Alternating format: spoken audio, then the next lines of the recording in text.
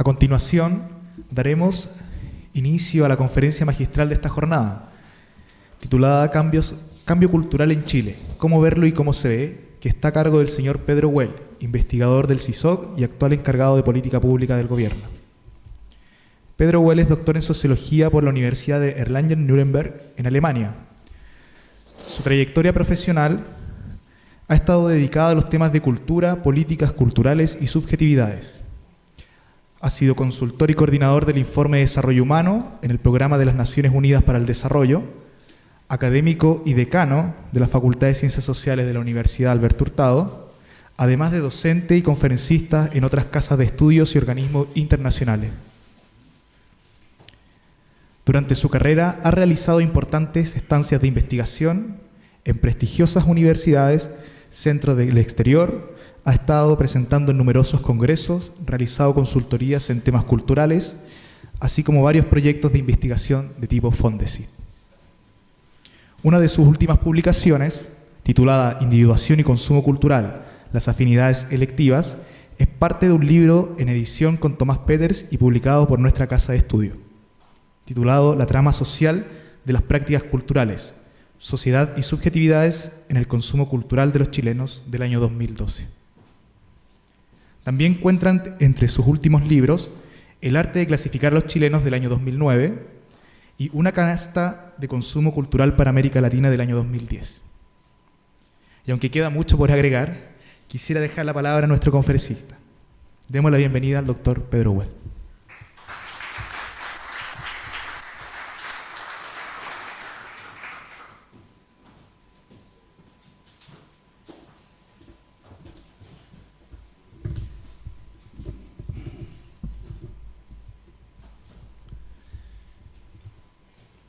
Yo me voy a sumar a las emociones, porque volver a casa me resulta emocionante.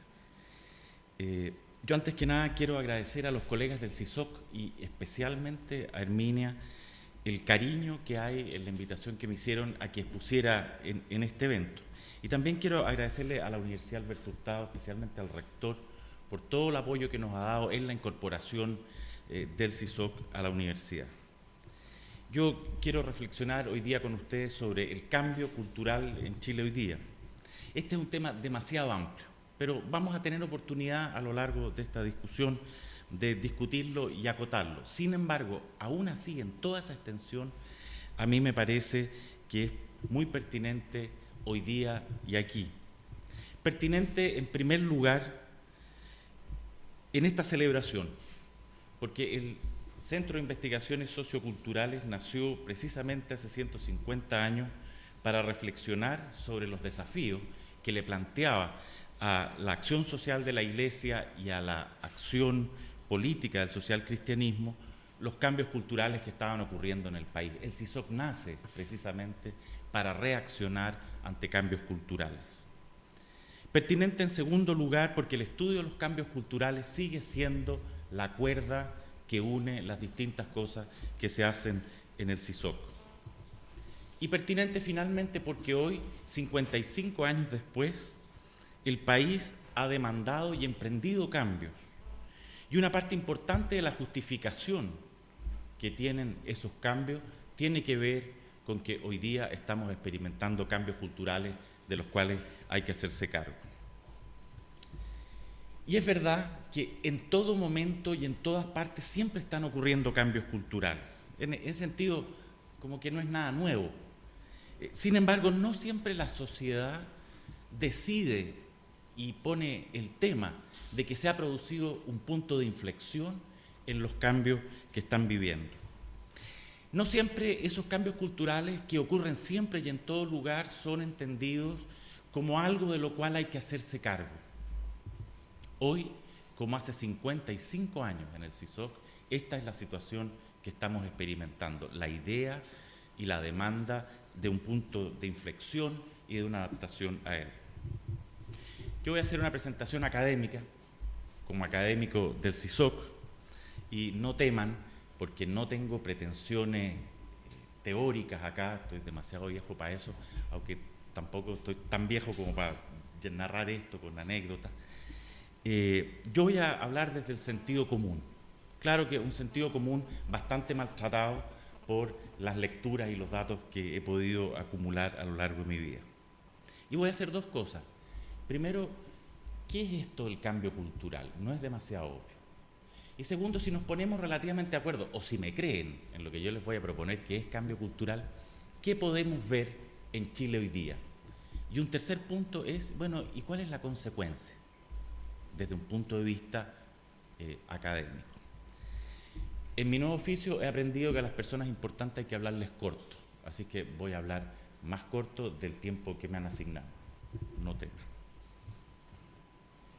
¿Qué son esa cosa a la que llamamos los cambios culturales, a los que les atribuimos tanta importancia y ante los cuales además tenemos cierta reverencia? Porque ellos parecen muy importantes en nuestros debates públicos y académicos. Quien logra detectar los cambios culturales adquiere algo de gran valor, como quien descubre la ley de la gravedad y puede anticipar la marcha de los acontecimientos sociales. Cambio cultural señala algo así como la clave para entender el sentido profundo de lo que mueve la realidad y el sentido hacia dónde marcha. Curioso, porque nadie ha visto nunca un cambio caminando por la calle, ni mucho menos algo así como un cambio cultural. Lo que vemos son símbolos, lenguajes, organizaciones del espacio y el tiempo, modos de comportarse de los cuerpos, justificaciones, reglas para ordenar y calcular, modos de cocinar y modos de argumentar. Y a veces nos parece, o los datos nos señalan, que algunas cosas que estábamos acostumbrados a ver y a usar, ya no las vemos ni las usamos. Y en cambio, nos parecen ver cosas y usar cosas que son nuevas. Así, por ejemplo, en nuestras casas ya casi no hay teléfonos fijos con un marcador de disco. Teléfonos que nos hacían establecer formas de comunicación que eran particulares, estrategias de comunicación particulares, y nos hacían desarrollar una habilidad particular en los dedos para marcar esa cosa que funcionaba así. Ahora tenemos celulares que implican una nueva habilidad en los dedos y una nueva estrategia para la comunicación y nuevas posibilidades de relación. Y a eso normalmente y en el sentido común le llamamos cambio cultural. Y presagiamos, a partir de ese cambio cultural, el paso del teléfono fijo al celular, transformaciones subsecuentes de mucha importancia. Como que los adolescentes tienen distinta motricidad que los adultos en sus dedos pulgares, por ejemplo. Y desarrollan además nuevos tipos de sociabilidad. Y de eso algunos intérpretes derivan en las nuevas generaciones posibles dificultades en la tolerancia a la frustración. Y algunos todavía de eso derivan algunos comportamientos electorales muy particulares. Claro, este ejemplo les puede parecer suficientemente trivial. Pero sin embargo observamos fenómenos parecidos en ámbitos que no son nada de triviales y que son harto más complejos. Como que antes, por ejemplo, las personas cotizaban en sistemas previsionales de reparto, el INP se llama hoy día, donde la tasa de reemplazo estaba en buena parte definida por el poder de negociación que tenía el sindicato de la corporación al cual uno pertenecía. Y por eso que era distinta la estructura previsional del sindicato de ferrocarriles que la estructura previsional del sindicato de empleados bancarios. Ese hecho propiciaba el que la biografía laboral de los trabajadores y las expectativas de futuro estuvieran definidas por las pertenencias a estas organizaciones colectivas y por la gestión de las clientelas políticas, todo lo cual sustentaba y favorecía la idea de las identidades colectivas en los trabajadores. Hoy, en cambio, tenemos sistemas de capitalización individual que definen la tasa de reemplazo en función de variables estrictamente individuales, como es ese famoso número que nos dice la publicidad de acumulación personal. Y ello presionaría a la privatización de la biografía laboral y al debilitamiento de las identidades colectivas. Hay algunos, además, intérpretes, que detrás de estos hechos, teléfonos y previsiones, aparentemente inconexos, descubren algunos vínculos, como que, por ejemplo, entre los tipos de comunicación promovidas por los celulares y las formas de previsión impulsadas por las AFP hay una sintonía y un refuerzo mutuo, y ambas empujan o empujarían en la dirección común de la individualización de las identidades. Todas estas interpretaciones son discutibles, pero todos estarían de acuerdo en que se trata de señas y tendencias de cambio cultural. Pero insisto, lo que en realidad vemos son hechos puntuales: teléfonos, instituciones de previsión, comportamientos corporales, formas de relacionarse con otros y descripciones de sí mismo. El cambio cultural no está en los hechos puros, si es que algo así como hechos puros existe en alguna parte, sino que está en la manera de interpretar el sentido y las consecuencias de los hechos. El cambio cultural no es un carácter de los hechos mismos, sino de la observación y de la narración que distintos actores y en distintos lugares hacen de los vínculos cambiantes entre unos hechos y otros hechos. En esta afirmación, que por supuesto que es temeraria, hay tres componentes: las consecuencias de los hechos, su observación y su narración. Y además en estos tres componentes están involucrados los dos conceptos centrales de mi presentación: cultura e interpretación. Decimos que los cambios son culturales porque tienen consecuencia en un determinado plano de la realidad social, aquello que llamamos el plano cultural. Cultura es, dicho así en general, porque esto es un problema, el plano específico de observación y de reflexión que habla sobre los vínculos de sentido entre los hechos sociales. Sean estos hechos símbolos, cuerpos, partituras de ópera, creencias religiosas o el movimiento de los dedos índices. Hay poco acuerdo en las ciencias sociales acerca de cuál es el plano de observación que llamamos cultura. Y cuando llegamos a ponernos de acuerdo, después de un largo trabajo de discusión, aparece un sabio, normalmente francés, que dice que la cosa en realidad es otra. Lo que se observa y se define y opera como cultura es algo que está construido por los observadores legos de la vida cotidiana y por los observadores expertos. Y esa observación y esa reflexión que llamamos cultura decanta en versiones socialmente imperantes acerca de lo que es cultura. Y esa construcción que llamamos cultura ha sido históricamente muy variable.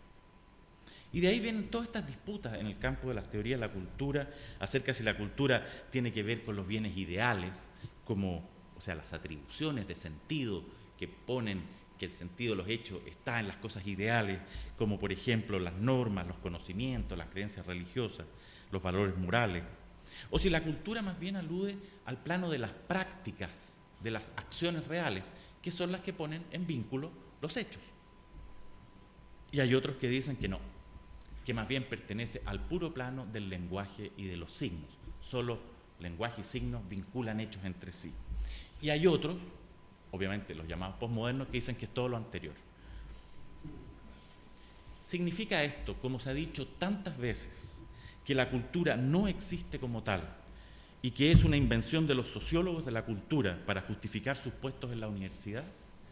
Bueno, yo como sociólogo de la cultura, por supuesto que digo que no. No significa eso. Solo significa que la cultura, como hecho, existe como el producto de una observación, reflexión y narración sobre los hechos sociales. Narración y reflexión erudita, como la de un antropólogo, y reflexión y conversación cotidiana como la de un maestro pintor que se interroga ¿de qué color debería pintar esta pieza? Detrás de esa pregunta hay un vínculo entre hechos. ¿Qué tiene que ver el color de una pintura con la función de una pieza? ¿Qué tiene que ver el color de una pintura con la función de una pieza que va a estar determinada por la significación que ese color le entrega a la pieza? Reflexión consciente, a veces, como la que estamos haciendo aquí, o inconsciente, como la que hacemos en los sueños, como nos dijo Freud, en los miedos o en los reflejos condicionados y aprendidos del cuerpo. Narración en el lenguaje del debate, de la escritura, de los símbolos y de los cuerpos. Cultura es el objeto que se construye cuando se instala la pregunta ¿qué sentido tiene esto? Y cuando se narra y se actúa, entre otros, la respuesta. Lo que quiero decir es que hechos y comportamientos sociales hay muchos, y ellos tienen significado, pero recién se convierten en objeto o proceso cultural cuando son reflexionados, observados y narrados desde la perspectiva de su sentido, de la pregunta por aquello a lo que sirven, de la anticipación de sus consecuencias, la pregunta de qué color debo pintar esta pieza o qué significa el rehue entre los mapuches, alude a la cadena de consecuencias, finalidades que están puestos por los observadores y narradores en esos hechos. Y eso es inseparable del trabajo de observación, reflexión y narración que hace el maestro pintor, que hace el antropólogo y que hacemos los sociólogos. Lo anterior, definir así cultura significa tres cosas. Primero, la reflexión erudita o cotidiana, consciente o inconsciente, no es un hecho externo a lo real, como si existieran dos realidades, la realidad del objeto y la realidad de aquellos que la observan. La reflexión que atribuye sentido y la narración que lo comunica es parte intrínseca de los objetos sobre los cuales se reflexiona y a los cuales se contribuye a formar. Lo real social solo existe como real reflexionado y real narrado. Segundo, la construcción de un objeto o proceso cultural es inseparable de la perspectiva del observador que lo observa. Y entre observador, lo observado y su resultado hay interdependencia y forman una realidad insoluble. Tercero, la observación, reflexión y narración que constituye a los meros hechos en realidades culturales es siempre situada. Y situado significa varias cosas. Significa, primero, que la reflexión y observación está condicionada por el contexto histórico, social, particular en el que se efectúa, especialmente por las significaciones previas imperantes en ese espacio. Lo que incluso esto se reproduce o se cuestiona, pero siempre se reproduce o se cuestiona aquello que está ahí. Lo situado es lo que opera desde dentro. Significa también situado que se reflexiona para algo. El ejercicio cultural es siempre pragmático, está movido por intereses y finalidades. No existe la reflexión desinteresada, sin finalidad. El desinterés, esa palabra y esa distinción, es ya una distinción que pretende algo. Situado también describe una posición entre posiciones. La observación y reflexión que constituye la dimensión cultural de lo real es siempre una posición diferenciada frente a otras posibilidades de observar y reflexionar. Y como de ellas, de estas reflexiones y narraciones, se deriva un rayado de cancha para la construcción de finalidades de la acción de los actores, entonces es un hecho de poder. Poder no solo como la capacidad para imponerle a otros un curso de acción, eso sería simple coacción, sino, sobre todo, poder como definición de los motivos que debe tener la acción de otros. Por eso es que la cultura en su dinámica interna contiene disputa y produce poder. Así pues, para terminar esta primera reflexión sobre cultura, ¿qué es eso? Lo cultural es aquella dimensión intrínseca de lo real que emerge de su observación y reflexión consciente e inconsciente a partir de la pregunta por el sentido. La cultura es un trabajo situado, condicionado por su contexto, por las perspectivas del ejercicio de los observadores, por las disputas que la tensionan y los poderes que la delimitan. Y entonces ahora, para avanzar más hacia nuestro tema, me parece que es sobre este trasfondo, sobre esta idea de cultura, que puede recién plantearse el tema del cambio cultural.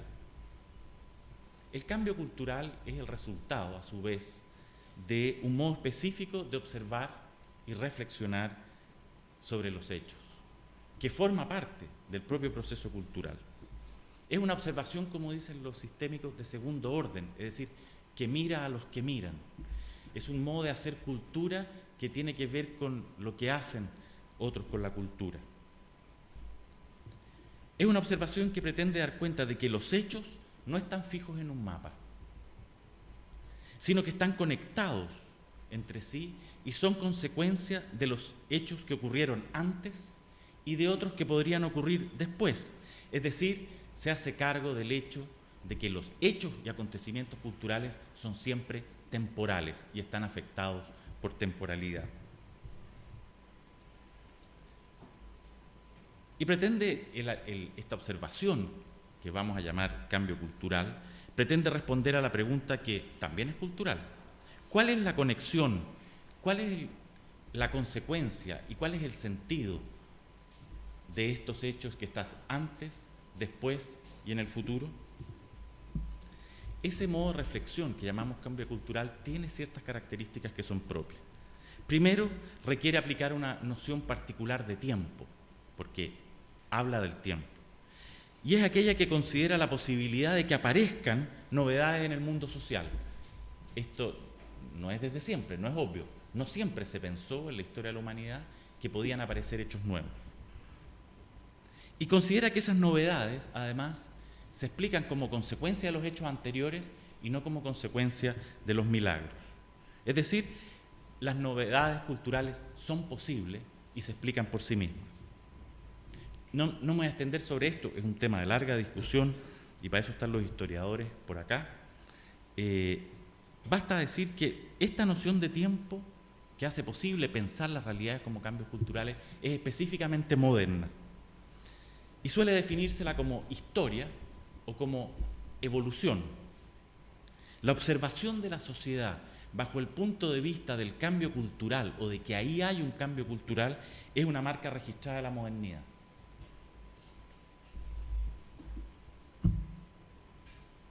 Y porque es un hecho cultural, la observación que construye cambio cultural es también situada. Depende de la noción imperante que hay de cultura. Obviamente, cuando decimos ¿dónde están los cambios culturales?, esa pregunta y esa respuesta depende del concepto imperante que hay de cultura, que es lo que una sociedad en su observación y reflexión ha definido que son los objetos culturales.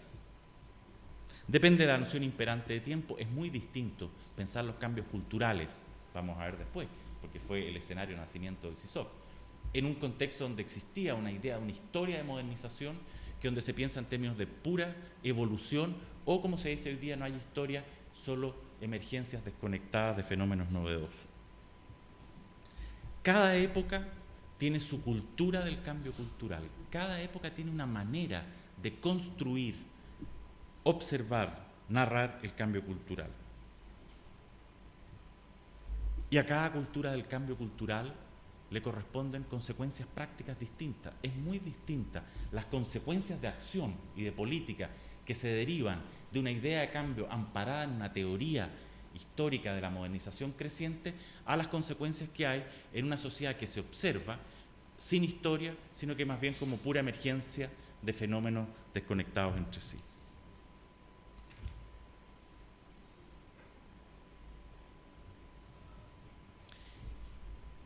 Y por lo mismo, en la construcción, definición de los cambios culturales, hay siempre intereses, actores que pugnan entre sí, precisamente porque está en dominio las posibilidades de acción que una sociedad se permite, el tipo de adaptaciones que propone y el tipo de planificaciones que puede hacer. Para hablar en difícil, el cambio cultural siempre es hijo de una economía política del cambio cultural. Y esto nos lleva un paso más adelante y nos trae de vuelta acá. Hoy nos encontramos en una doble situación en relación a cultura y cambio cultural. Y aquí yo mismo me estoy portando como un observador que reflexiona e interpreta situadamente. Dos situaciones.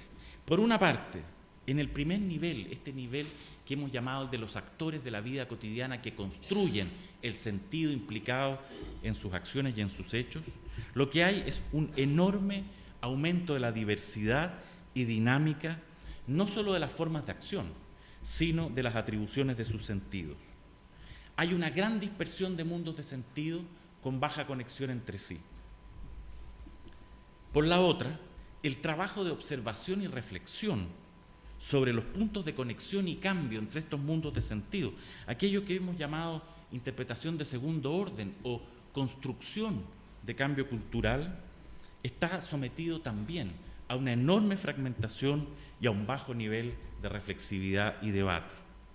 No hay hoy día un punto de vista dominante, ni siquiera tenuemente predominante, sobre cuáles son los cambios en los mundos de sentido y cuáles son sus consecuencias. Ni hay un espacio activo de deliberación sobre ellos. Esto podría denominarse, usando términos antiguos, como crisis de hegemonía o crisis de historicidad. Veamos, por ejemplo, la diferencia con nuestros padres fundadores del CISOC. Ellos operaron en un contexto de observación de los cambios culturales, en una economía política del cambio cultural, que tenía fuertes rasgos hegemónicos, donde había algo predominante.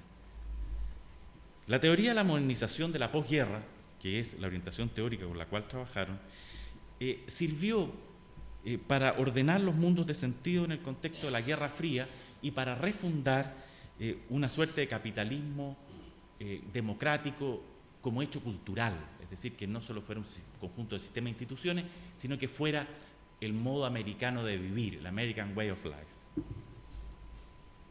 Tenía una teoría del cambio cultural que apuntaba a que la cohesión social y la paz de los intercambios era posible si se basaban en el predominio creciente de unos valores comunes cada vez más abstractos, racionales y universales.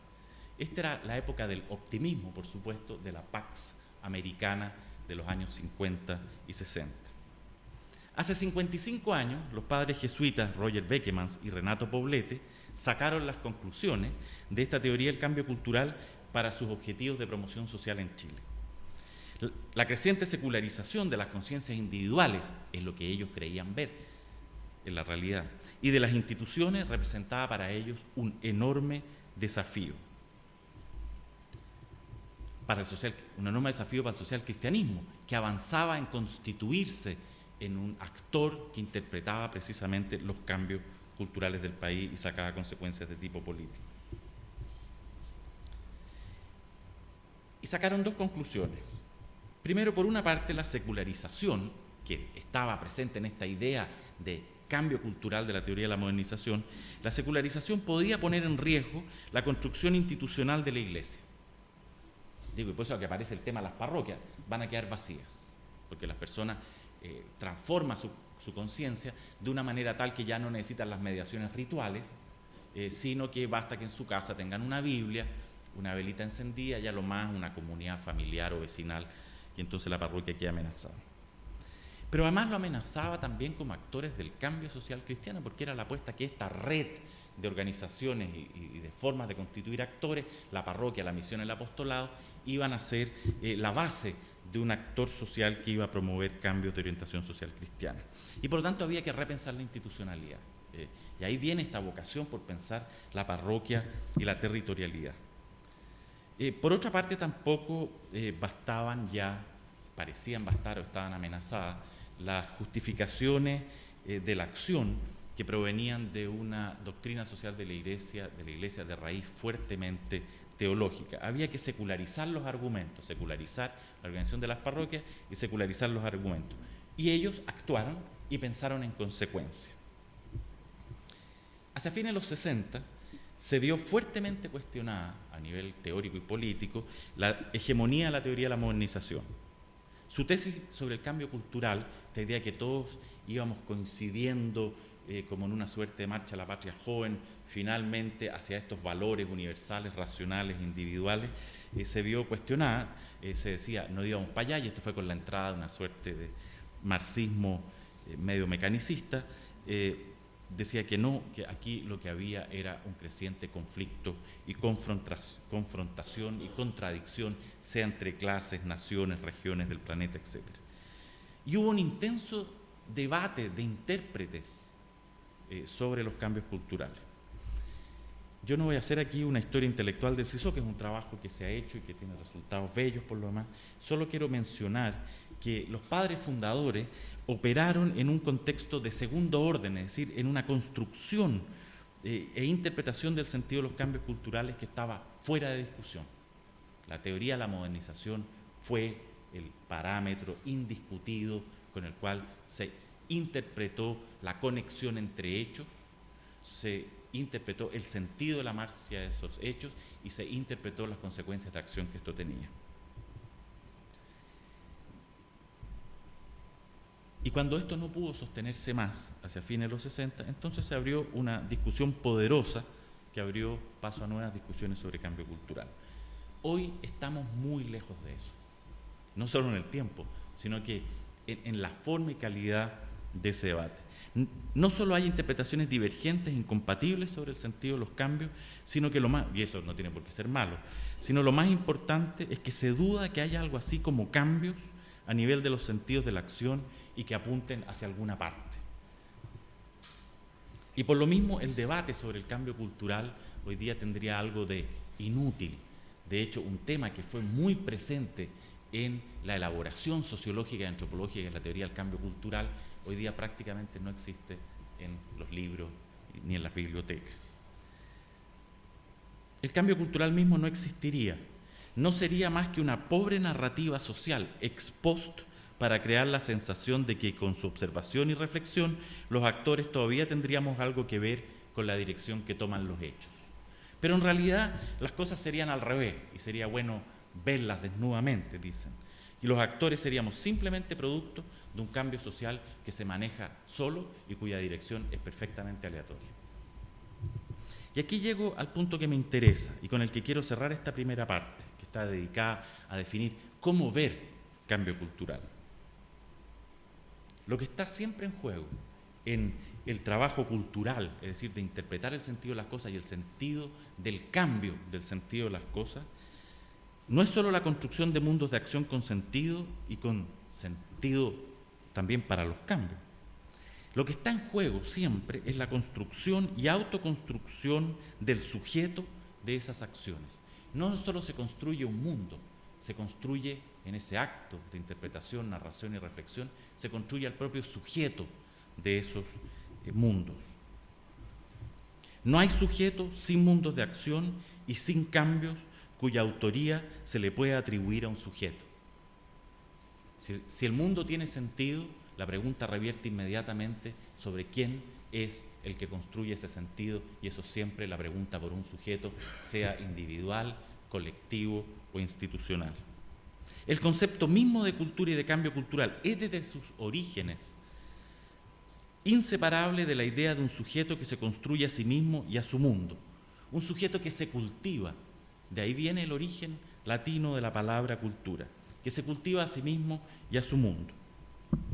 Es decir, es difícil, desde la perspectiva que estoy proponiendo, entender cambios culturales sino desde una perspectiva humanista, es decir, la perspectiva que afirma la existencia de que los sujetos son agentes del mundo, independiente de cuál es el grado de eficacia que tiene su acción en cada momento, pero que son agentes del mundo porque construyen sentido. Resumo. Hoy en Chile está pendiente el trabajo de construcción del sentido de los cambios culturales. Y en esa carencia está implicada la definición y construcción misma de los sujetos del cambio cultural. Y esto tiene una enorme consecuencia desde una perspectiva política y de desarrollo social. Pues sin una idea de amplia aceptación acerca de los cambios de sus sujetos, no hay programa de desarrollo que pueda mantenerse en pie. Este es uno de los puntos donde academia y debate público se requieren mutuamente. Y este es precisamente uno de los aspectos donde las ciencias sociales en Chile están francamente al debe. Entonces, hay que hacer un trabajo de observación, reflexión y narración de los cambios culturales y de los sujetos que los empujan y se construyen gracias a ellos. Pero no podemos partir de cero. Es necesario observar los síntomas empíricos de cambio, las subjetividades en formación y los fragmentos de narración e interpretación. Es decir, hay que partir desde el propio trabajo cultural amplio y disperso que la sociedad hace en la vida cotidiana y en los aparatos y espacios comunicacionales y de los expertos y académicos. Las ciencias sociales tienen un aporte específico en esta tarea. Y la validez social de esa tarea depende de la capacidad para que sus interpretaciones sean apropiadas en la vida cotidiana como principios de organización de sentido. En suma, como decían los antiguos teóricos de la ideología, que tenga capacidad de apelar. Ahora, en esto las ciencias sociales hoy día compiten, y deben reconocerlo, con la publicidad, las iglesias, Facebook y Morandé con compañía. Ni modo. El hecho de que las ciencias sociales hayan perdido terreno en la disputa de las interpretaciones no es excusa, me parece, para decir que los cambios culturales no tienen sentido o que la única validación que nos importa son nuestros estándares corporativos de productividad. El cambio cultural es una construcción, una atribución de sentido que opera en varios niveles de observación y reflexión, y la tarea específica de las ciencias sociales es mostrar la economía política en que este proceso opera. Ello es un aporte indispensable para hacer visibles los sujetos y los poderes que están en juego en ese proceso. Y con esto termino esta primera parte, que es cómo mirar. ¿Qué vemos si aplicamos esto? Voy a dar otro paso más y voy a intentar describir algunos síntomas de cambio en los hechos de la vida cotidiana y el modo en que los interpretan esos cambios diversos actores, porque de eso se trata, tratar de reconstruir ese trabajo cultural que construye sentidos y cambios. Y al afirmar que allí hay cambios, yo mismo me voy a comportar como un observador de segundo orden. Y mi criterio es realmente simple. Hay cosas que antes existían y hoy día no existen. Hay cosas que antes existían y siguen existiendo. Quiero tratar de entender cómo en esos hechos hay involucrados construcciones de sentido y sujetos que se construyen en esos sentidos. Voy a describir 6 síntomas actuales, chilenos y sobre Chile. Y me parece que ellos pueden ser definidos como culturales porque aluden a la organización del sentido de la acción y la anticipación de sus consecuencias. Ellos están desordenados, estos síntomas, son contradictorios y no se integran en una imagen única, porque así es la realidad. Y porque más que ofrecer una respuesta, aquí lo que quiero dejar es abierta la pregunta acerca del contenido cultural del cambio. Pues de lo que se trata aquí, me parece, es de validar y valorar el trabajo de la interpretación cultural. Voy a hablar de síntomas problemáticos y no de nuevos hechos felices, como por ejemplo el aumento de la diversidad gastronómica y musical. No, voy a hablar de problemas. Primer síntoma. Hay un claro aparecimiento de fuerzas de individualización en capas importantes de la sociedad. Hoy, más que antes, muchas personas creen que sus biografías, el sentido de sus vidas, sus logros y sus fracasos dependen más de ellos mismos que de otros. De eso se trata la individuación. Yo creo que soy el autor de los eventos de mi vida y yo ordeno y doy sentido a los eventos de mi vida, como éxito, como fracaso, como ascenso, como descenso, etc. Por lo mismo, estos nuevos sujetos, algunos de estos nuevos sujetos, creen que sus identidades y fuentes de seguridad son obra propia. Pero de esa sensación de autonomía y de seguridad que tienen, no se deriva siempre una confianza en los demás y en las instituciones sociales, que es lo que ocurre en muchas sociedades con tendencias históricas de individuación, donde el aumento de autonomía está directamente asociado al aumento de confianza en los otros. Mientras más autónomo soy, es decir, mientras menos pieza de un engranaje, más estoy obligado a construir, a buscar construir relaciones con otros. Las piezas de un reloj no se hacen la pregunta por su relación, están relacionados coactivamente. Individuos deben hacerse la pregunta por su relación y por eso es que la confianza está asociada directamente con la autonomía. No es el caso chileno. Los chilenos individuados son desconfiados de los demás y de las instituciones. La individuación creciente que muestran los datos es más bien defensiva. Lo que tengo, dirían, me lo he ganado solo porque los demás no solo no ayudan, sino que más bien obstaculizan. Y mi autoafirmación es más bien una protección frente a las amenazas y abusos del entorno. Esta es la individuación sui generis o individuación chilensis que resulta de la constatación que muchos hacen en sus mundos de experiencia que uno solo es si se rasca con sus propias uñas. Una consecuencia de esto es que mientras más se individualizan las personas, más se retraen hacia los vínculos primarios familiares. No existe tal cosa como un individuo solo. Hay dos posibilidades, o uno es autónomo y construye relaciones de confianza y negociación con otros anónimos, o uno se retrae a vínculos primarios de alta intimidad.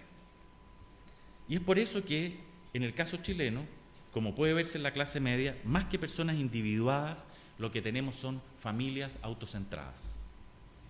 Este primer síntoma nos muestra que las teorías del cambio cultural en boga no siempre nos sirven para interpretar los hechos. pues mayores grados de individuación no siempre están acompañados de mayor confianza social y mayor interés en interacciones marcadas por la diversidad de los miembros. Además, muestra que los síntomas culturales pueden ser una cosa en la superficie, los datos miden individuación, y otra cosa por debajo. Es decir, mi individuación tiene como efecto real la reafirmación y concentración sobre vínculos primarios de intimidad. Segundo síntoma, hay una fuerte búsqueda de movilidad social autogestionada y basada en las propias capacidades. Esto es lo que caracteriza lo que llamamos además las nuevas clases medias. No se trata ya de ser promovido por el Estado o la caridad, sino de construir logros con el propio esfuerzo. Esto mueve con fuerza a las clases medias. Pero en algunos casos, la expectativa de cambio, porque es distinto decir quiero cambiar y quiero cambiar por mi propio esfuerzo a decir para qué quiero cambiar y qué quiero llegar a ser. Son dos cosas distintas. No hay que confundir fuerzas de movilidad con sentidos de movilidad. En algunos casos, la expectativa de cambio que hay detrás es leída, sin embargo, en una clave muy tradicional. Hay mucha modernidad en el ansia de movilidad, mucha tradicionalidad en el sentido de la movilidad.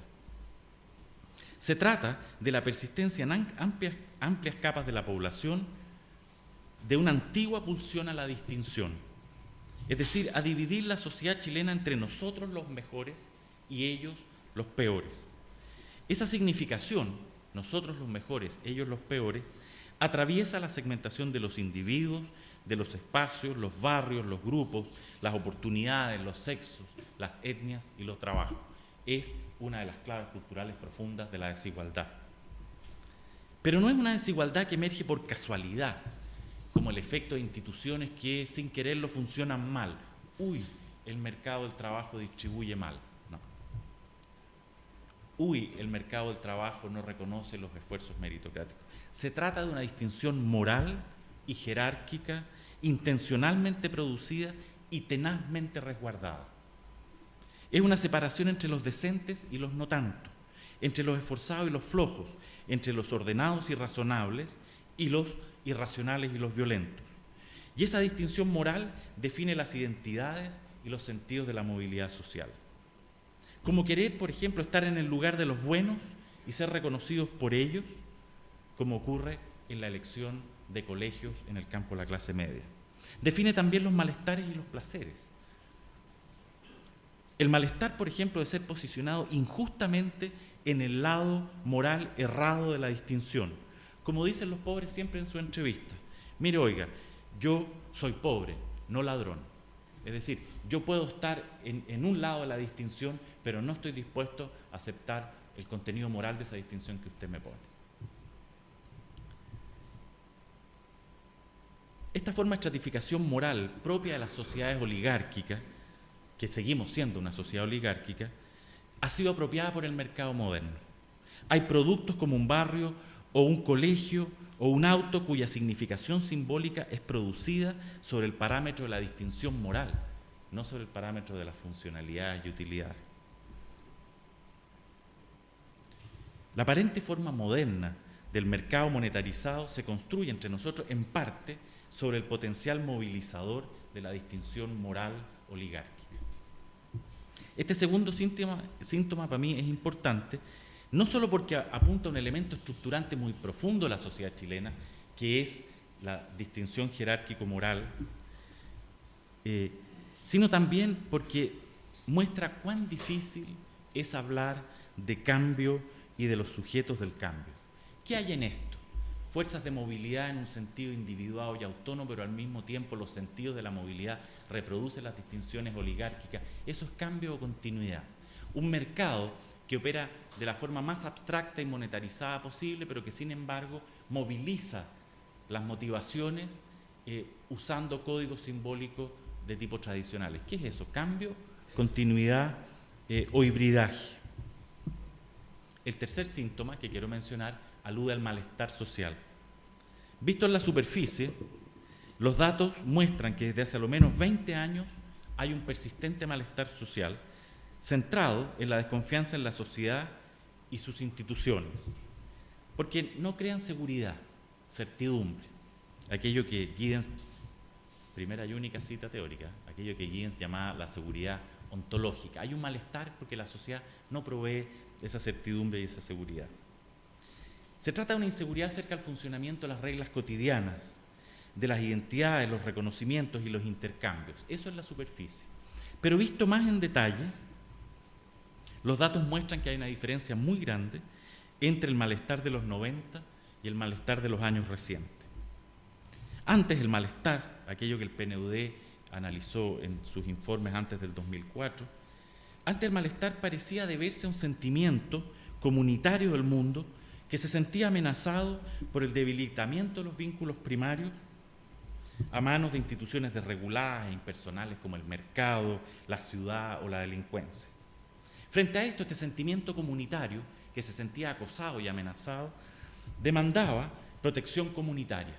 Es decir, que hubiese alguien que pudiese recomponer la seguridad de estos vínculos primarios localizados. Hoy, sin embargo, crecientemente, y esto es algo que comienza a detectarse a mediados del 2000, las personas están internalizando, haciendo conciencia que la comunidad primaria ya no existe ni va a volver a ser el eje de la vida social. Y que, como mencionábamos, estamos en un mundo en que cada uno debe rascarse con sus propias uñas. Esa lección, no hay más comunidad, no vale la pena demandarla, la única posibilidad de sobrevivir y avanzar es sobre las propias uñas, uñas por lo demás que son uñas familiares, insisto, no son las uñas de un individuo, es la suma de las uñas familiares. Esa lección fue bien aprendida, como podemos ver en la serie de los 80. La serie de los 80 lo que muestra, a propósito de interpretaciones sobre el cambio cultural, las teleseries siempre han sido grandes aparatos de interpretación del cambio cultural, desde Moya Grau, pasando por Sabatini hasta las actuales.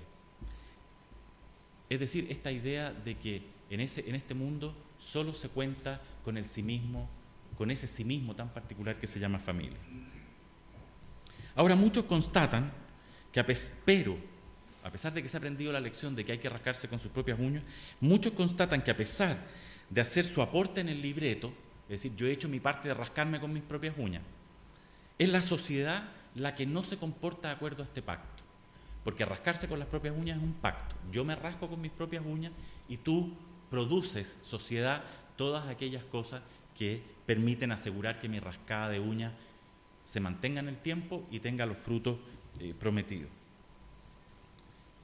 Muchos experimentan que no es el esfuerzo personal y familiar, ni la acumulación de capital humano, ni el respeto a las normas lo que define y hace posible la movilidad, sino la arbitrariedad de las redes de poder y la asimetría que reproducen las instituciones como el mercado del trabajo o las posibilidades de emprendimiento, el vil pituto. Y por supuesto que hay una contradicción muy fuerte entre una percepción de sí mismo como individuo que puede construir movilidad a partir de rascarse con sus propias uñas y una sociedad organizada por el pituto. Y eso se experimenta como el peor de los abusos, el de un sacrificio personal que no es correspondido por la sociedad. Los antropólogos han estudiado hace mucho tiempo este fenómeno que se llama el sacrificio inútil. No hay herida subjetiva y social más profunda que un pacto de sacrificio, tú haces esta parte y yo hago la otra, y que una de las partes no corresponde, porque hay uno que se queda con el sacrificio inútil. Esa es la diferencia de malestar que hay entre el malestar de los 90, de sello comunitario, y el malestar actual, especialmente en la clase media, donde nos encontramos con la percepción de un pacto no correspondido, de una promesa no cumplida. El cuarto síntoma se refiere a la actual demanda de sociedad y de aumentar el valor público, de lo público, por cada vez más personas. Hay muchos que no se retraen a lo privado, no todos se retraen a lo privado, porque además estos síntomas que he dicho son de grupos sociales, no de todos, por supuesto. No se retraen a lo privado, sino que buscan complementar y reforzar su individualidad mediante intercambios con anónimos en los espacios públicos, sean políticos, culturales o mercantiles. Y no es que nos hayamos vuelto de repente cívicos los chilenos y liberales de la noche a la mañana. Esta búsqueda de lo público es más bien fruto de la experiencia de las asimetrías. Efectivamente, frente a unas redes de poder que parecen dominarlo todo, Y frente a un sentimiento de orfandad, frente a estas redes de poder, se demanda la constitución de un espacio y de un poder que cree mayor horizontalidad y mayor representación a las mayorías. En algunos casos, esa demanda por un otro poder colectivo que compense la debilidad experimentada frente a las redes de poder, en algunos casos, esa demanda se dirige a construir un hermano mayor que me defienda, que regule las ISAPRES, que controle a los supermercados y a los empleadores, que termine con la impunidad de los ofensores, que pille a los delincuentes y les dé mano dura y reconozca el esfuerzo y la dignidad moral de los ofendidos. Es decir, no se demanda un espacio público por parte de algunos como un lugar para construir sentidos comunes entre iguales, sino que lo que se demanda es un poder suplementario y autoritario que compense la debilidad de los ofendidos, esa debilidad que pareciera no tener solución, sino solo compensación. Esto es muy propio de los sectores vulnerables, especialmente de los sectores vulnerables de mayor edad, que demandan un Estado como compensación, un Estado de sello autoritario, como compensación de una debilidad que creen que no es superable. El quinto síntoma es una variante de este síntoma anterior. Se trata del antiinstitucionalismo, que está presente especialmente entre los jóvenes. Algunos perciben que la institucionalidad social no cumple con su rol compensatorio respecto a la debilidad o de la retribución de los sacrificios. No puede cumplir eso porque está, dicen, clausurada en su endogamia del poder. Frente a eso, ya no esperan nada de la institucionalidad, no creen que en forma autoritaria o más horizontal e igualitaria pueda aparecer como compensación y refuerzo de las debilidades de los ofendidos. Lo único que quieren es mostrar su inutilidad, y por supuesto de una manera muy expresiva, y construyen una idea de autonomía entendida como inutilidad de las instituciones. Soy autónomo porque las instituciones son inútiles. Con ese fin utilizan el poder que han descubierto, que poseen, gracias a las nuevas formas de organización de la sociedad. Se trata del poder del bloqueo, para mostrar la inutilidad de la sociedad y para constituirse como sujetos expresivos que muestran su autonomía. Han descubierto que aquí hay un instrumento que se llama el poder de bloqueo. Y esto no lo aprendieron ni de Bakunin, ni de la política, sino que lo aprendieron de sus experiencias en el mercado, en el sistema educacional y en su familia. El principio de este nuevo poder es relativamente obvio y fácil. Mientras más complejo es un sistema, más fácil es bloquearlo o menos energía se requiere para pararlo. O sea, si hay una maquinaria enormemente compleja, llena de piezas chiquititas, basta un fosforito en la pieza más chica y se para el conjunto de la pieza. Mecanismos o sistemas menos complejos, como una locomotora, son difíciles de parar con un fosforito. Basta que 30 personas se bajen a la calle en un paradero para que termine de colapsar el tráfico en una ciudad siempre al borde del colapso. Sistemas complejos como el sistema de transporte en la ciudad son altamente vulnerables a acciones muy pequeñas. Y basta que la pataleta de un niño al desayuno retrase unos pocos minutos la partida de la familia a sus actividades para que todos lleguen tarde a ellas. Esto no lo aprendimos de Bakunin, esto lo aprendimos del supermercado, de la calle, del comedor de la familia. Ese poder que dan los sistemas complejos a las pequeñas minorías consistentes, como diría Norbert Lechner, se usa eficazmente para hacerse oír. Bastan 30 personas o menos para bloquear parte de la ciudad durante mucho tiempo y para que lleguen las cámaras de televisión a mostrar el desastre producido. Sirve para hacerse oír y por eso es que es una identidad expresiva, pero sirve muy poco para cambiar esos mismos sistemas. Porque para cambiarlo se requiere agregar malestares, agregar demanda, realizar acciones prolongadas en el tiempo, mientras para bloquearlo es al revés. Se requiere focalizarlos muy puntualmente y usar la espontaneidad y la sorpresa. Por eso es que en este caso la demanda contra el Estado se hace de una forma que no conduce ni a más Estado ni a un Estado distinto.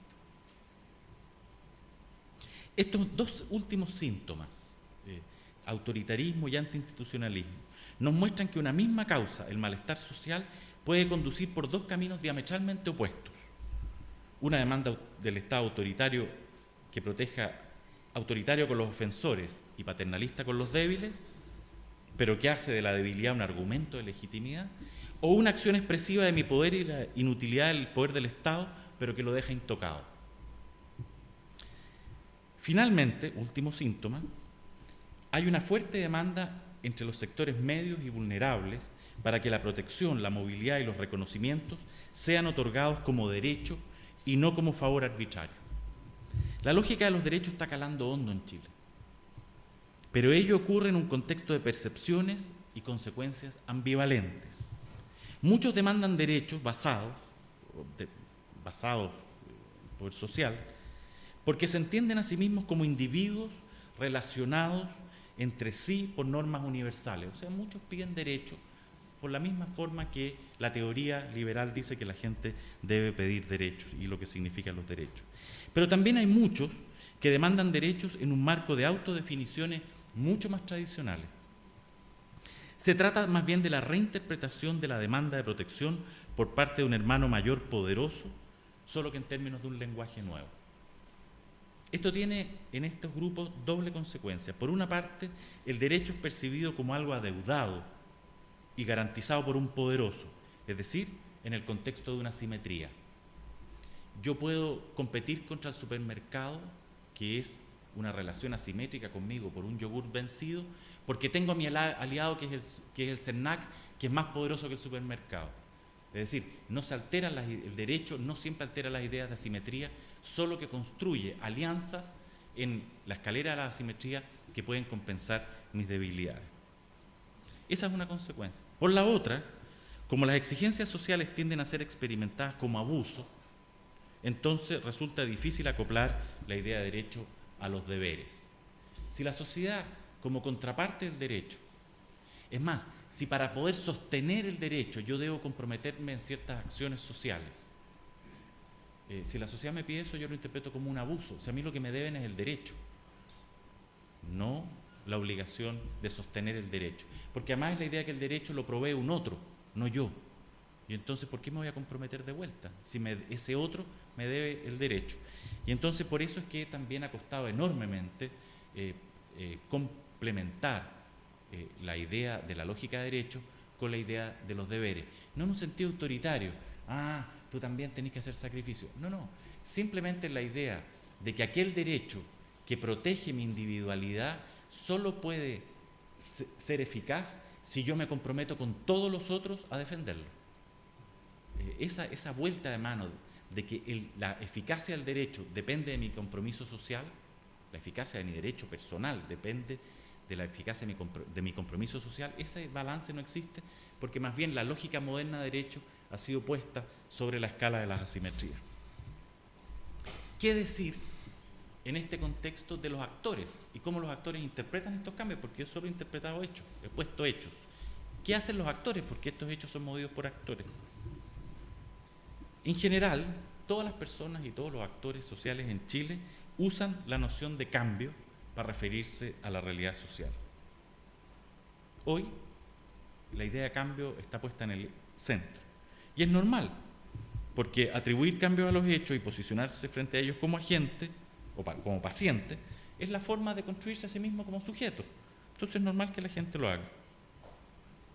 Además, la gente no distingue entre los cambios que observan y los cambios que desean. Y eso también es normal, porque normalmente construir los sentidos del cambio es construir el sentido también de a dónde quiero ir yo.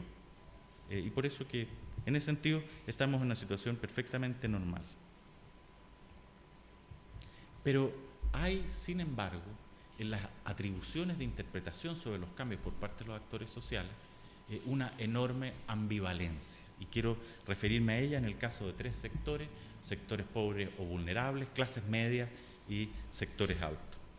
Los sectores y vulnerables quieren cambios, fuera de duda, especialmente a los niveles relacionales, de reconocimiento y de protección social. La herida del sector vulnerable es menos una herida material y mucho más una herida relacional. Y hay una enorme demanda por cambio en las relaciones. La palabra clave aquí es abuso y el contrario es dignidad. Pero no creen los sectores vulnerables que estos cambios vayan a ocurrir, porque nunca han ocurrido. Y frente a los cambios, cuando existen, como ahora, los frutos los captan otros, esos otros que se arreglan entre ellos. Hay unos otros que siempre tienen capacidad para arreglarse entre ellos, y es decir, para capturar los beneficios de los cambios. Como creen saber que los cambios están dirigidos por otros, desconfían por lo tanto del rumbo que puedan tomar. Por eso tienen una ambivalencia. Piden protección y promoción, pero que lo haga alguien que tenga autoridad suficiente para contener el mal moral que puede sobrevenir con esos mismos cambios. Porque lo normal es que los cambios lo hagan los mismos de siempre. Por eso es que demandan que el actor de los cambios sea el Estado, entendido como figura moral y pater o maternalista. Es decir, que esta vez, si hay alguna posibilidad, lo haga un sujeto que no son los mismos de siempre, y que ese sujeto no es el mismo de siempre precisamente porque tiene una orientación moral que hace que no desvíe los cambios por el lado incorrecto. Las clases medias, por otra parte, y aquí generalizo porque hay muchas distinciones importantes que hacer a propósito de las clases medias. Las clases medias demandan cambio, pero también con condiciones y temores. Tienden a observar las clases medias el cambio desde su autopercepción como autores de un sacrificio mal compensado por la sociedad. Desde ahí observan el cambio. Al igual que los pobres, los cambios se observan desde la autopercepción. Hay una interdependencia en cómo yo observo los cambios del mundo y cómo me percibo a mí mismo. Por eso es que está relacionado y se expresa en esto que estoy contando. Quieren cambios en el modo de organización de las compensaciones sociales, obvio. Si no tienen problemas con ellos mismos, no tienen problemas de reconocimiento tan fuerte, ni tienen problemas de ser puestos en el lado oscuro y negativo de las distinciones morales. Lo que quieren es que la sociedad cumpla con su parte del pacto, que son las compensaciones sociales. Quieren cambios, por lo tanto, en el modo de organización de las compensaciones sociales. Quieren cambio en cuánto me devuelve la ISAPRE o la AFP, en el modo en que el mercado laboral reconoce las calificaciones logradas, en la distribución de las oportunidades. Quieren compensación al esfuerzo, que es el criterio moral con el cual las clases medias definen su propia movilidad. Somos buenos porque estamos del lado de los esforzados. Queremos que eso se reconozca y se compense. Por eso que están dispuestos incluso a formas tímidas de politización, porque saben que esto tiene que ver con la organización de los sistemas de compensación social. Pero temen que los cambios en la esfera pública que buscan se traduzcan en un riesgo a lo ganado en lo privado, especialmente en un deterioro del consumo y de la movilidad simbólica que les provee la distinción moral. Escasa e injusta promoción, pero distinción al fin. Y esto es súper concreto. Quieren ciudades menos segmentadas, pero que no se limite el uso del auto y que no me pongan una población al lado. Y que la educación provea de más capital humano, pero que no elimine el copago, porque el copago es un símbolo moral del esfuerzo. No es un problema, como dicen algunos técnicos, que dicen, si es gratis la educación, todos se la compran al tiro. La idea del pago está fuertemente asociada al código moral del esfuerzo, y por lo tanto tienden a hablarlo, independiente si esto es bueno o no en el contexto de una idea democrática y de individuos autónomos. Las clases altas, por supuesto que quieren cambio, y yo me refiero al estrato BC1, porque el estrato A no es un estrato, es un actor corporativo. Entonces dejo el estrato A afuera, al BC1. Quieren cambios especialmente en el ámbito valórico y de las libertades personales, porque quieren reconocimiento social y espacio de libertad a la autonomía y a su poder para definir su propio estilo de vida. Pero temen que eso se traduzca en una ampliación indebida de lo público. Es decir, quieren más libertad entre los iguales, pero no más igualdad entre todos. O sea, que entre nuestro segmento cerrado haya mayor libertad entre nosotros, porque son estratos que sienten de manera importante el peso del juicio moral de su clausura de clase. Pero que eso ocurra entre iguales, la distinción entre los iguales y los desiguales, por favor, no me la toquen demasiado. Por eso que la idea de lo público, como la educación pública, por ejemplo, no entra tan fácil. Yo podría seguir describiendo actores y síntomas de cambio, porque hay muchos, pero ya viene siendo hora del cóctel, que es lo realmente importante. Entonces veo las sonrisas de aprobación de parte de ustedes. Pero para lo que me interesa aquí, que no es sacar una foto, sino discutir sobre las perspectivas para sacar la foto, basta con lo que hemos dicho. Y déjeme terminar con poco. Los síntomas de cambio descritos nos muestran la existencia simultánea de novedades, continuidades, reposiciones e hibridajes. No solo entre cada ámbito descrito, sino al interior de cada uno de estos ámbitos de la vida. Además, ni cada uno de ellos, ni el conjunto, poseen tendencias lineales claras hacia alguna parte. Estos movimientos tampoco se parecen mucho a lo que dicen las teorías sobre el cambio cultural, que a lo más ayudan a iluminar a veces algunos ámbitos muy específicos. Después de esto, dan ganas de decir que siempre y en todo lugar hay cambio cultural, pero que no va a ninguna parte, que es lo mismo que decir que el concepto de cambio cultural no sirve para nada. Claro, y ustedes ya conocen mi respuesta, que no es esa, porque entiendo que el cambio cultural es un momento y un resultado específico del trabajo e interpretación que hacen los actores sobre la realidad social. El carácter disperso, fragmentado, no lineal que vemos en las realidades culturales y que los mismos actores de ellos la observan desde la ambivalencia, desde las mezclas, eso es bastante normal de esta suerte de desorden interpretativo, carencia interpretativa. Es bastante normal si se observa desde la economía política del cambio cultural. Hay novedades, eso es indudable, pero se revela un insuficiente trabajo cultural de la sociedad por asignarle un sentido y hacer de esa realidad interpretada un nuevo escenario de acción y un nuevo espacio de identidad. Es decir, tenemos novedades, pero no tenemos todavía cambio cultural. Y esta falta de trabajo interpretativo no es casual y es comprensible por dos razones. O sea, no es que esté diciendo aquí, somos malos y las ciencias sociales son flojas. No, esto es economía política, hay un contexto sociohistórico que explica por qué esto ha ocurrido así. Primero, estamos en presencia de síntomas de cambio respecto a un pasado, de un pasado concreto que tuvo una hegemonía, un modo imperante de entender la cultura y el cambio cultural concreto, específico.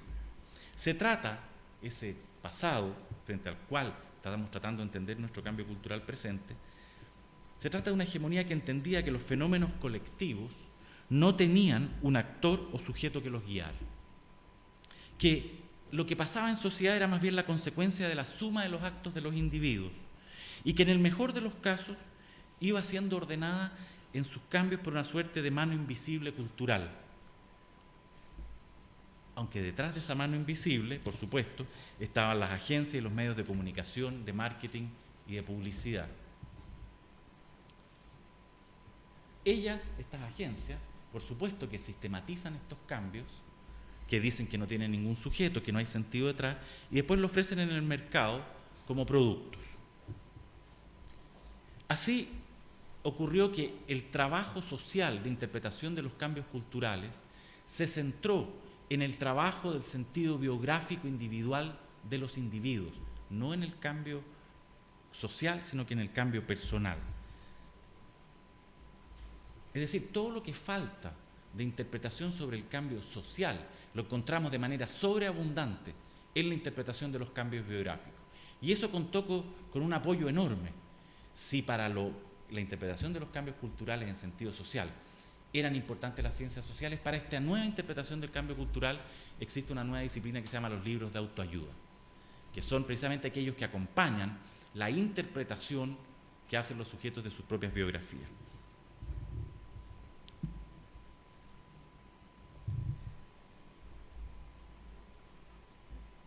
No es fácil, y por esto que es razonable, no es fácil que los actores de la vida cotidiana elaboren interpretaciones de los cambios culturales a nivel colectivo cuando todos los focos están puestos en el nivel biográfico. Y segundo, también es explicativo de esta falta de trabajo interpretativo el hecho que los propios auxiliares de este trabajo, entre ellos las ciencias sociales, la política, el arte, los medios de comunicación, renunciaron durante mucho tiempo a hacerlo. Recién y como una novedad diferenciadora, hace un par de años, la Tercera sacó el cuerpo de tendencias. Es decir, parece ser que a las clases medias tenemos que apoyarlas en interpretar los cambios del tipo de sociedad en que viven. Pero eso ha faltado mucho y en eso las ciencias sociales a veces van por detrás de la Tercera. O escriben para la Tercera en forma de cuña, que después nos cuentan al final de años. Resumo para terminar. El cambio cultural es un trabajo de interpretación que ordena y selecciona hechos, les imputa sentido y consecuencia. Ese trabajo es indispensable para poder construir escenarios de acción sobre terrenos que están siempre en movimiento y para poder construir biografías e identidades en esos espacios. Ese trabajo no es externo a la realidad cultural, es parte de la dinámica misma de lo real, es intrínseco. El trabajo de las interpretaciones culturales se realiza en distintos lugares y a distintos niveles, y en él participan los actores de la vida cotidiana, tanto como los que observan e interpretan a los actores de la vida cotidiana. Ese trabajo tiene una economía política, porque no es un trabajo único y consensual, sino una disputa por plasmar intereses. Hoy en Chile hay muchos síntomas de cambio dispersos y contradictorios, y no se observan narraciones con plausibilidad y autoridad que les otorguen coherencia y dirección. Vemos más bien debilitarse algunos elementos de esa suerte de naturalización de lo colectivo y de privatización del sentido que rigió entre nosotros durante largas décadas. Y vemos aparecer tímidamente signos de una imagen de lo colectivo, de autoafirmación subjetiva y de horizontalidad en las relaciones. Pero de eso, los actores de la vida cotidiana derivan sentidos ambivalentes y acciones ambivalentes. Y los especialistas o exageran los trazos o no derivan mucho. Se podría decir que estamos en medio del cambio cultural. ¿Hacia dónde se va a dirigir ese cambio? ¿Será esta la disputa de las interpretaciones sobre el cambio cultural la que dirá hacia dónde vamos a ir? Y de esa disputa somos todos parte, por el solo hecho de nuestra necesidad de actuar con sentido. Como científicos sociales, nuestro rol será hacer luz sobre la economía política de la cultura, para que ella se mueva cada vez menos por poderes ocultos y cada vez más por la acción reflexiva de las mayorías. Muchas gracias.